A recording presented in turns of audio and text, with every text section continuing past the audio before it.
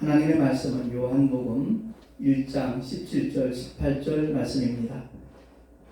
봉독하겠습니다. 율법은 모세로 말미암아 주신 것이요 은혜와 진리는 예수 그리스도로 말미암아 온 것이라. 본래 하나님을 본 사람이 없으되 아버지 품속에 있는 독생하신 하나님이 나타내셨느니라. 아멘. 지난번 말씀 특강에서는 주로 로마서를 본문으로 하여 우리가 율법에 대해서 소상하게 살펴보았습니다. 오늘은 주로 요한복음서를 통해서 우리가 반드시 알아야 될 두 가지 법, 하나님의 법이죠. 누구에게나 적용이 되는 변치 않는 하나님의 법입니다. 그 율법과 복음에 대해서 우리가 한번 살펴보도록 그렇게 하겠습니다. 세상에는 자연법이 있죠. 먹이 사슬이라고도 말합니다. 연약한 동물이 야생동물을 만나면, 강하고 힘센 짐승을 만나면 내가 몰랐다고, 한번 봐달라고, 다음부터 조심하겠다고, 피해서 다니겠다고 그렇게 요청한다고 해서 통하지 않지요. 그냥 먹이 사슬을 위해서 약자는 강자에게 먹이가 될 수밖에 없는 것이 자연법입니다. 인간 사회법도 마찬가지입니다. 외국에 나가서 그 나라 법을 몰라가지고 잘못 행동했을 때, 예컨대 오른쪽 손가락 가운데를 이렇게 치켜들면 그 욕설이 되거든요. 몰랐지만 그렇게 행동했을 때는 저촉을 받을 수밖에 없습니다. 세상의 모든 법이 그렇습니다. 그 사람이 인지했던 인지하지 못했던 저촉이 되면 거기에 대한 어떤 형벌이 가하여질 수밖에 없는 것이 법입니다. 하나님의 법도 마찬가지입니다. 율법도 모르고 복음도 모르고 이 세상 살다가 인생을 마쳤다고 해서 자유함이 주어지는 것이 결코 아니라는 거죠. 그래서 먼저 예수 믿고 구원받은 성도들이 그렇게 열심히 전도를 하는 겁니다. 당신도 알아야 되는 법이니까 깨닫고, 그리고 하나님의 사랑과 은혜를 받아들이고 다 함께 천국 가자는 것이 사실 전도인데, 오늘날 한국교회는 너무 집착하다 보니까 내가 다니는 교회, 내가 섬기고 있는 교회에 꼭 출석시켜야 전도라고 인정을 받으니까 그것 때문에 부작용들이 많이 나타나고 있습니다. 어쨌든 전도는 다른 것이 아니라 당신의 영혼을 내가 그만큼 아끼고 사랑한다는 그런 행동이라는 것을 우리 모두가 다 이해를 했으면 참 좋겠다라는 생각이 듭니다. 그래서 어쨌든 하나님의 법은 두 가지가 있습니다. 첫째가 바로 모세로 말미암아 주어진 법이지요. 10계명을 위시하여 크고 작은 계명들 613가지가 있습니다. 그 계명은 반드시 우리가 알아야 되고 거기에 정죄를 받아야 됩니다. 내가 죄인이구나 하는 사실을 깨달아야 된다는 거죠. 지옥 형벌 면할 길이 없다는 것을 아는 것이 바로 율법의 그 용무고 율법의 목적이기도 합니다. 그러나 율법에는 약점이 있죠. 어떤 약점이요? 은혜가 없습니다. 율법을 알았다고 해서 영원한 생명을 얻을 수 있는 게 아니라는 거죠. 누군가가 그 율법을 온전하게 다 지켰다면 영원한 생명이 주어질 수 있겠죠. 그러나 이 세상에는 그럴 수 있는 사람이 단 한 사람도 없습니다. 그래서 2000년 전에 하나님의 독생자가 있다는 것인 겁니다. 구약은 하나님의 진단이에요. 어떤 진단이죠? 의인은 없나니 하나도 없도다. 자기 스스로 지옥 가지 않고 천국 들어갈 수 있는 의인은 이 세상에 존재하지 않는다는 것이 바로 하나님의 진단입니다. 그리고 신약은 하나님의 처방이죠.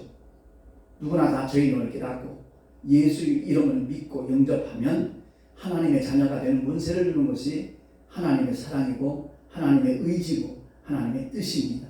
그래서 우리 신앙생활 하면서 참 복음을 모른다는 것은 엄청난 불행입니다. 가난하고 병들고 인생이 실패하고 그것과는 비교할 수 없는 정말 가장 끔찍한 불행이 바로 복음을 알지 못한다는 것입니다. 그래서 은혜와 진리가 충만한 하나님의 독생자, 그분이 바로 진리이신데, 요한복음 8장 32절에 보면 이와 같이 선언합니다. 진리를 알지니 진리가 너희를 자유케 하리라. 무엇으로부터 자유케 한다는 겁니까? 물론 죄로부터 자유함이죠. 그러나 그 이전에 율법으로부터 자유함을 얻게 된다는 겁니다. 사도 바울이 로마서 통해서 선언하듯이 생명의 성령의 법이 죄와 사망의 법에서 너희를 해방하였다라고 선포하고 있는 겁니다. 그래서 요한복음 8장 31절 32절에 보면 너희가 내 말에 거하면 참 내 제자가 되고 진리를 알지니 진리가 너희를 자유케 하리라 라고 선포합니다. 교회 다니다고 다 주님의 제자 아닙니다. 성경 공부 많이 했다고 주님의 제자 되는 것 아닙니다.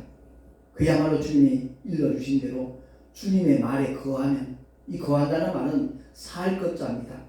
주님 말씀 안에서 살아가면 주님의 참 제자가 될 수 있다는 거죠.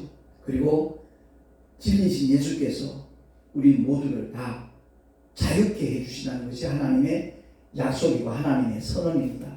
그리고 성경을 기록한 목적이 아주 간단 명료하게 요한복음 20장 31절에 나와 있거든요. 제가 봉독을 하겠습니다. 성경 기록 목적입니다. 30절에 보면 예수께서 제자들 앞에서 이 책에 기록되지 아니한 다른 표적도 많이 행하였으나 오직 이것을 기록함은 너희로 예수께서 하나님의 아들 그리스도이심을 믿게 하려 함이요 또 너희로 믿고 그 이름을 힘입어 예수의 이름을 힘입어 생명을 얻게 하려 함이니라. 아멘. 많은 분들이 목숨과 생명을 혼돈하고 있습니다. 우리 목에 숨이 붙어 있는 것, 이건 목숨이죠. 근데 이것은 생명과는 다른 겁니다. 생명은 헬라어로 조에입니다. 하나님의 생명을 말하는 겁니다. 그래서 성경을 기록한 목적이 바로 무엇인가를 우리가 안다면 신앙생활을 게을리하지 아니하지요. 무조건 열심히 하라는 그런 의미가 아닙니다. 하나님의 말씀이 의미하는 그야말로 아버지의 뜻을 바로 깨닫고 주일마다 선포되고 증거되는 하나님의 말씀 안에서 우리가 더 큰 힘을 얻고 능력을 얻고 그 안에서 자유함을 만끽하는 것은 물론이고 만나는 모든 자들에게 그 복음을 전할 수 있게 되는 자리까지 나갈 수 있다는 겁니다. 영생이라는 한자어가 영원히 산다는 그런 의미 아닙니까? 그러나 성경이 말씀하는 영생은 그런 뜻이 아닙니다. 믿는 자도 영원히 살고요. 믿지 않는 자들도 영원히 삽니다. 물론 육신은 한 줌의 흙으로 돌아가지요. 그러나 육신 속에 담겨있는 실제적인 나, 알고 느끼고 결단하는 의지 있는 바로 우리의 인격이 바로 나인데 그 실제적인 나는 소멸되지 않습니다. 하나님의 사랑을 받아들이고 그 은혜에 들어간 사람들은 아버지의 집, 왜 하나님의 자녀되는 권세까지 하나님이 주셨으니까 당연히 아버지의 집에 들어가서 주님과 함께 영원히 행복하게 살지요. 근데 예수 믿는다고 구원받아 착하게 살아야지, 이런 식으로 자기 똑똑을 내세우는 사람들, 아니면 종교는 다 똑같아 이렇게 착각하고 있는 사람들, 결국 하나님의 사랑을 거부하고 하나님의 은혜를 받아들이지 않는 사람들, 그들은 영원히 살되 마귀와 함께 그 사자들을 위하여 예비된 영영한 불꽃 가운데, 쉽게 표현해서 지옥에서 영원히 고통받으며 살 수밖에 없다는 것이 성경의 선언입니다. 그래서 영생은 무엇이냐? 요한복음 17장 3절에 나와 있듯이 영생은 곧 유일하신 참 하나님과 그의 보내신 자 예수 그리스도를 아는 것이니라 라고 주님이 일러주셨습니다. 예수 그리스도를 안다는 것은 어떤 지적인 동의가 아닙니다. 예수 이름 모르는 사람이 어디 있겠어요. 근데 그 주님을 인격적으로 바로 아는 것이고, 더 구체적으로 말씀드린다면 성령의 감동에 의해서 성령의 인치심을 받고 성령의 이끄심을 따라 사는, 성령을 쫓아 행하는 그 믿음의 사람들이 정말로 하나님의 생명을 공유하고 있는 영생의 주인공인 것을 성경은 가르쳐주고 있는 겁니다. 그래서 사도 요한이 요한복음을 통해서는 그야말로 믿음에 대하여 우리에게 강론을 하고 있고요. 요한 1서를 통해서, 2서를 통해서, 요한 3서를 통해서는 사랑에 대해서 우리에게 깨닫게 해주고 있는 메시지들이 기록이 되어졌는데, 그 중에 핵심적인 결론적인 부분 중에 하나가 바로 요한일서 5장 13절입니다.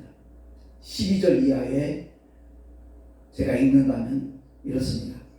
아들이 있는 자에게는 생명이 있고 하나님의 아들이 없는 자에게는 생명이 없느니라. 내가 하나님의 아들의 이름을 믿는 너희에게 이것을 쓴 것은, 그러니까 요한일서를 쓴 것은 너희로 하여금 너희에게 영생이 있음을 알게 하려 함이라. 아멘. 그렇습니다. 성경의 기록 목적이 요한복음 20장 31절에도 나와 있지만 요한일서 5장 13절에도 다시 한번 강조를 하고 있는 겁니다. 그렇습니다. 우리가 언젠가는 이 인생길이 끝날 겁니다. 우리가 머물고 있는 이 땅을 떠나는 순간이 분명히 올 것입니다. 우리의 육신은 분명히 한 줌의 흙으로 돌아갈 겁니다. 그런데 그것이 끝이 아님을 성경을 통해서 깨달았기에, 성령께서 우리에게 보여주셨기에 먼저 믿고 구원받은 믿음의 사람들은 이렇게 전도도 하고 말씀 특강을 통해서 그 진리를 함께 공유하기를 애쓰고 있는 것입니다. 결론적으로 계시록은 소망에 대해서 말씀을 하고 있는데, 요한계시록 20장 12절에서 15절의 말씀에 보면 분명하게 우리가 알아들을 수 있도록 성경은 설명을 하고 있습니다. 밤모섬에 유배되어 있던 사도 요한이 기록한 글이 바로 요한계시록인데, 20장 12절에서 15절 말씀에 보면 또 내가 보니 죽은 자들이 문혼대소하고 그 보좌 앞에 섰는데 책들이 펴 있고 또 다른 책이 펴졌으니 곧 생명책이라. 죽은 자들이 자기 행위를 따라 책들에 기록된 대로 심판을 받으니 바다가 그 가운데서 죽은 자들을 내어주고 또 사망과 음부도 그 가운데서 죽은 자들을 내어주매 각 사람이 자기의 행위대로 심판을 받고 사망과 음부도 불못에 던지우니 이것은 둘째 사망 곧 불못이라. 누구든지 생명책에 기록되지 못한 자는 불못에 던지우더라. 아멘. 그렇습니다. 70인이 전도하러 나갔다가 귀신들이 자기들에게 항복하는 모습을 보고 기뻐서 돌아와 예수님께 보고를 했죠. 그때 주님이 하시는 말씀이 귀신들이 너에게 항복하는 것, 그것을 기뻐하지 말고 너희 이름이 하나님의 생명책에 기록된 사실로 인하여 기뻐하라고 일러주셨습니다. 그렇습니다. 아무리 못나고 배운 것 없고 가진 것 없고 볼품없는 존재라고 할지라도 정말 예수가 누구시가를 알고 복음을 듣고 그 복음 앞에 무릎을 꿇고 믿음으로 받아들이기만 한다면 그 사람의 이름은 단번에 하나님의 생명록에 기록이 되어지는 것입니다.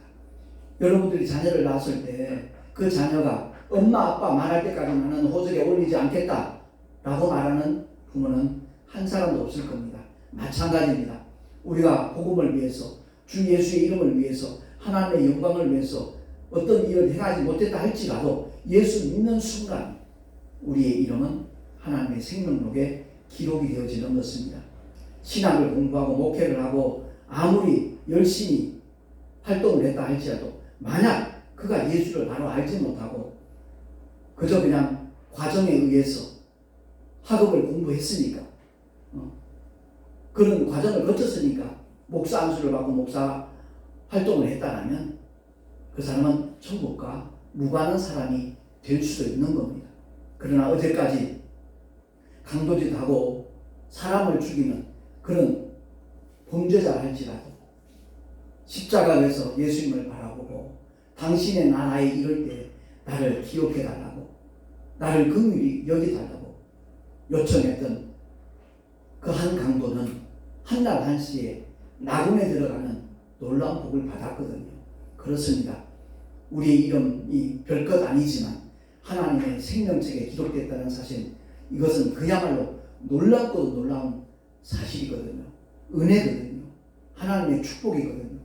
아무쪼록 오늘 함께 강론하고 함께 귀담아 들은 이 반드시 알아야 되는 하나님의 법 두 가지, 이것을 바로 알고 누구나 다 율법의 정죄함을 마땅히 받아야 되는 겁니다.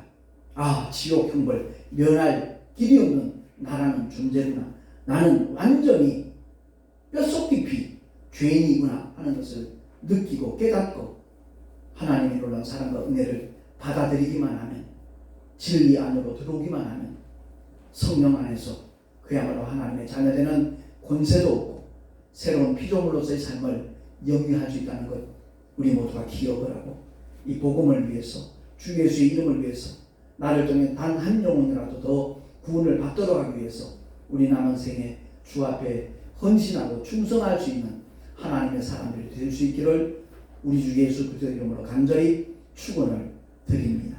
기도하겠습니다. 주님 감사합니다. 가정의 달 5월에는 하나님의 놀라운 사랑과 은혜가 가정마다 넘쳐나게 하옵시고 무엇보다도 주님의 진리 안에서 자유함을 만끽하며 살아갈 수 있는 하나님의 사람들이 점점 더 많이 늘어나게 하여 주시옵소서. 우리를 죄악 가운데서 건져주시고 하늘의 영원한 산소망을 주신 우리 구주 예수 그리스도의 이름으로 감사하며 축복하며 기도하옵나이다. 아멘.